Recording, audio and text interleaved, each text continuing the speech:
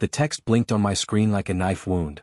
Goodbye forever, let's see how you survive alone. I didn't shout. I didn't curse. I only typed 2 words back, you too. My name is Caleb Mercer, 42, son of a bus driver who taught me that survival isn't about muscle, it's about math. Maybe that's why I smiled when my wife, Rachel, thought she had bled me dry by draining our joint account. She never knew that what she emptied wasn't a nest egg. It was a noose. I'd set it up years ago as a line of credit for my small contracting business, back when Rachel insisted she wanted equal footing. She signed the papers herself, her name bold and permanent across every dotted line. The moment the account hit zero, it became her $90,000 problem. The first call from the bank came less than an hour later. I watched her name flash across my phone, not as my wife this time, but as the debtor. I didn't answer. I let the silence do the work. Maybe I should tell you why it came to this. Or maybe you'll piece it together through the cracks. We were the golden couple once. Dinners where she laughed too loud, vacations where she posted photos cropped to look richer than we were. But money was never just bills to her, it was applause. And applause has to keep clapping or the silence eats you alive. You still drink it black? She'd asked me one morning months ago, like the coffee was all we had left to share. I told her yes, but the truth was, it tasted like ash. Funny how I still remember that. A small thing. A decoy memory hiding inside a bigger betrayal.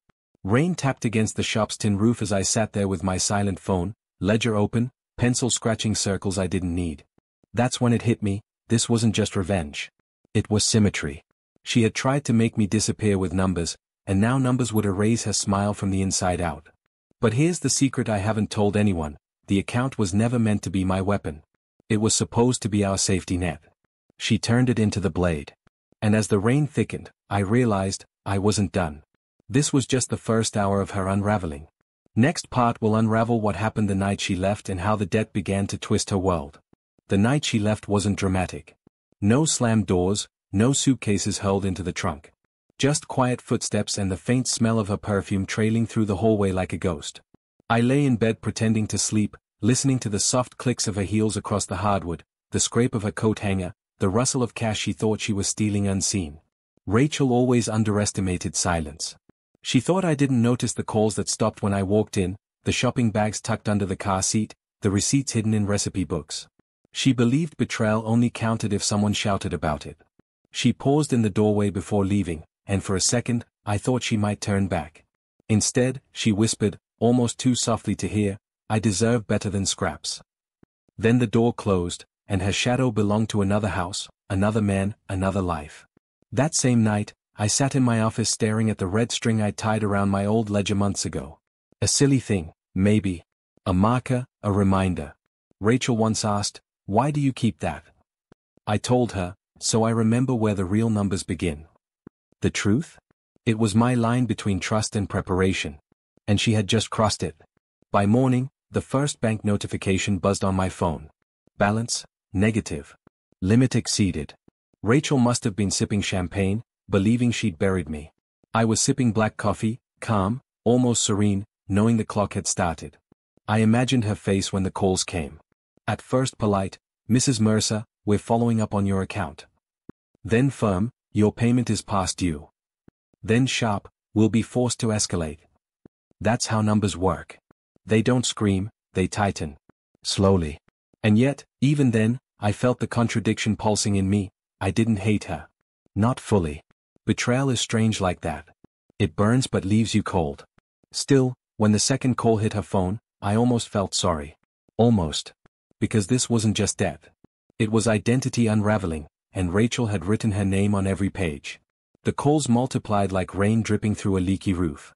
First one, then another, then 5 in a row until her phone must have lit up like a warning flare.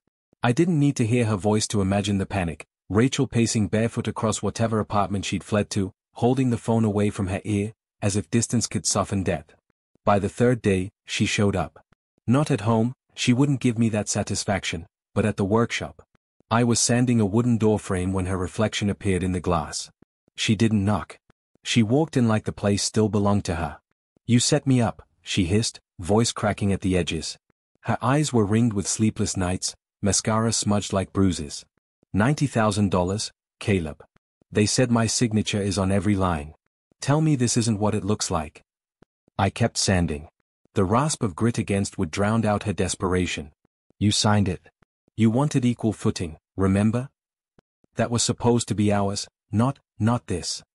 She pressed her palms to the workbench as though steadying herself against invisible waves. For a moment, I saw the woman I married, the girl who used to scribble grocery lists on napkins, who once laughed at my crooked tie before a wedding. But that woman had long ago been traded for curated photos and whispered secrets. You can fix this, she said finally, quieter, like bargaining with a storm. Just move things around. Cover for me. The irony nearly made me laugh. Cover for her, that was my entire marriage. Cover her debts, cover her stories, cover her absences with excuses at family dinners. And here she was, asking again, as if my spine were made of sand. I wiped the sawdust from my hands, looked her in the eye, and told her the truth. Numbers don't lie, Rachel. And this time, I'm done covering. The silence that followed was heavier than the debt itself. She left without slamming the door. That's how I knew she was scared. I thought that would be the end of it, her storming off, the debt wrapping around her like chains she'd chosen. But betrayal is never tidy. It spreads like oil, seeping into corners you didn't know existed. 2 nights later, I found an envelope slid under the shop door. No name, no return address. Just a folded sheet inside, Rachel's handwriting shaky. If you don't help me, I'll tell them everything. About the cash jobs. The missing invoices. You'll lose your license. I stood there in the half-dark, the smell of sawdust thick in my lungs, and for a second, fear punched through me. She wasn't wrong, I'd cut corners. Small ones. Enough to keep the business alive when banks wouldn't lend a dime to a contractor with a beat-up truck and calloused hands. But those numbers were mine, private scars hidden in ledgers no one else would ever read. She wanted to weaponize them. The irony stung. Rachel, who loved applause more than honesty, threatening to drag me into a courtroom spotlight. Not for justice, but for leverage. That night, I couldn't sleep. I lay on the sofa, staring at the ceiling fan turning slow as time itself. My father's old watch ticked on the table beside me, a steady reminder. Tick, tick. Numbers never lie. In the stillness, I thought about the matchbox my brother once borrowed years ago. He never returned it. A small, useless thing. But I remembered. Betrayal doesn't fade, it layers. And Rachel had stacked her betrayals like cards in a house that was finally collapsing. By dawn, I knew what I had to do. Not revenge. Not even escape. Just symmetry. If she wanted a courtroom, I'd give her one. Only not as the accuser. I folded her letter neatly, slid it into a folder marked receipts, and whispered into the empty shop, "Let's see how you survive this, Rachel." The echo sounded like a promise. The courtroom smelled of stale coffee and polished wood. Fluorescent lights hummed overhead, their flicker catching the nervous twitch in Rachel's eyes as she sat 2 rows across from me. She wore a blazer too sharp for the hour, the kind of armor she thought could disguise fear. Her attorney shuffled papers like a man already losing. The debt had weight, official, signed, notarized, and Rachel's name pressed into every page. Yet still, she tried. Her voice cracked through the silence. "Your Honor, my husband orchestrated this. He deceived me. That account wasn't explained properly, he trapped me." I almost smiled. Because this was Rachel distilled, every mirror reflecting someone else's fault. When it was my turn, I didn't rush. I let the watch tick on my wrist, each second stretched like wire. The account was set up at her request. I told the judge, calm as rain. She wanted equal authority. Equal responsibility. She signed freely. I slid the folder forward, the one labeled receipts. Inside, statements, signatures, even an old text from Rachel bragging, "Finally got my own name on the business line, no one can tell me I don't pull my weight." The judge read it, eyes narrowing. Rachel's shoulders sank. Her lawyer looked like he wanted to vanish into the wood grain. And yet, as I stood there, victory didn't taste sweet. It was metallic, bitter, like biting a coin. Because beneath every number, every formality, was the memory of that girl scribbling grocery lists on napkins. The one who once whispered she liked my crooked tie better than a perfect one. I almost missed her. Almost. The gavel came down, Rachel's petition denied, liability confirmed. $90,000 chained to her name. The courtroom emptied in murmurs, but I stayed, staring at the grain of the witness stand, tracing the ridges like tree rings. Outside, Rachel brushed past me, perfume dulled, voice sharp, "This isn't over." I believed her. But what she didn't know, what no one knew, was that the debt was only the beginning. She kept her promise. It wasn't over. Within a week, Rachel's voice found its way back into my life, not through whispers or apologies, but through gossip. A neighbor stopped by the workshop, eyes wide, asking, "Is it true she's telling people you forged her name?" Forged. The word cut. She was rewriting the story, reshaping herself into the victim. And in a small town, lies don't travel, they gallop. I walked home that evening with the sky heavy above me, thunder curling like a fist. My father's watch ticked against my wrist, steady, unbothered. Tick, tick. Numbers don't lie, I reminded myself. But people? They do. They always do. I found another envelope in my mailbox that night. Inside, a photo of us from years ago, Rachel laughing at some forgotten joke, me looking at her like the world began in her smile. Scrawled across the back in her hand, "Remember what we were? You'll regret destroying me." I stared at it too long. Because part of me did remember. The cheap diner coffee, the night drives in my rusted pickup, her head on my shoulder while radio static filled the silence. I'd loved her once. And love has a way of haunting even when it's dead. But regret? No. I slid the photo into the same folder marked receipts. Not out of cruelty, but out of order. Proof that Rachel wasn't just numbers and debt, she was a pattern. Betrayal layered on betrayal, memory twisted into threat. Later that night, I dreamed of a bird perched on the rafters of my shop. It spoke, not in words, but in the sound of ticking. A strange, human moment. I woke with the taste of iron in my mouth, unsure if it was warning or comfort. By morning, I knew her war was no longer about money. It was about dignity, image, survival. She'd burned the town down before admitting defeat. But here's the thing about fire, it leaves receipts too. And I was still collecting. By then, Rachel's spiral was impossible to hide. Creditors showed up at her apartment, voices raised in hallways, papers taped to her door like scarlet letters.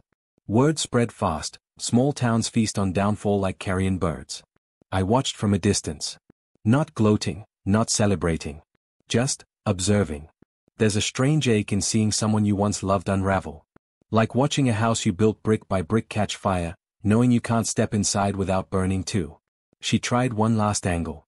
I was locking up the workshop when she appeared, rain clinging to her hair, eyes wild. "You win, Caleb," she said, voice trembling.